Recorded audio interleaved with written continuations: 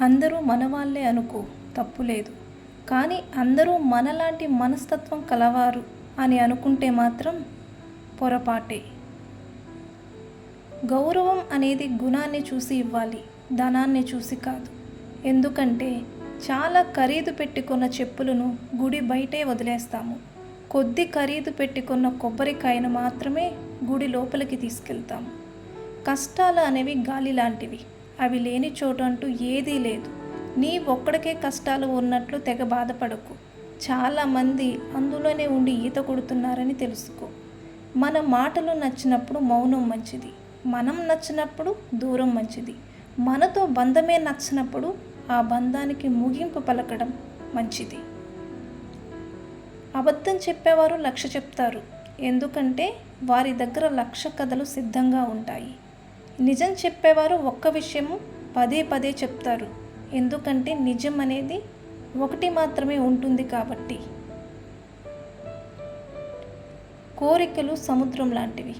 ఒడ్డుకు చేరిన అలకు ఆనందం, మధ్యలో ఉన్న అలకు ఆరాటం, తీరం చేరని అలకు విషాదం. అన్నీ తెలిసి కూడా ఇంకా ఏదో కావాలనుకుంటామే, అదే జీవితం అంటే. ఒక వ్యక్తి ప్రస్తుతం ఉన్న స్థితిని చూసి అతని భవిష్యత్తు ఎప్పుడూ అంచనా వేయకండి. ఎందుకంటే రేపు అనే రోజుకు ఎంత శక్తి ఉందంటే అది మామూలు రాయిని కూడా మెల్లమెల్లగా రత్నంగా మార్చగలదు. జీవితం అనేది మనం నడిచే దారి లాంటిది. మనకి తోడుగా నడిచేవారు ఉంటారు, కానీ మనకి బదులుగా నడిచేవారు ఉండరు. ఎంత కష్టమైనా మనమే నడవాలి. ఎన్ని కష్టాలు వచ్చినా జీవితంలో మనం ముందుకు సాగిపోవాలి. ఆరోగ్యం ఎప్పుడు మందులతోనే బాగుపడదు.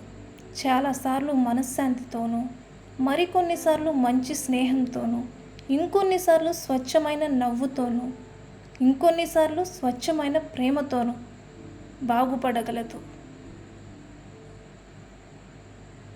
అవసరం ఉన్నప్పుడే మాట్లాడుతున్నారని ఎవరి గురించి బాధపడకు. వాళ్ళు చీకట్లో ఉన్నప్పుడు వెలుగులా నువ్వు గుర్తుకు వస్తున్నావని సంతోషించు. విలువల కోసం విలువ లేని చోట ప్రయత్నించడం ఉన్న విలువను కోల్పోవటమే అవుతుంది. గుర్తుంచుకో మిత్రమా.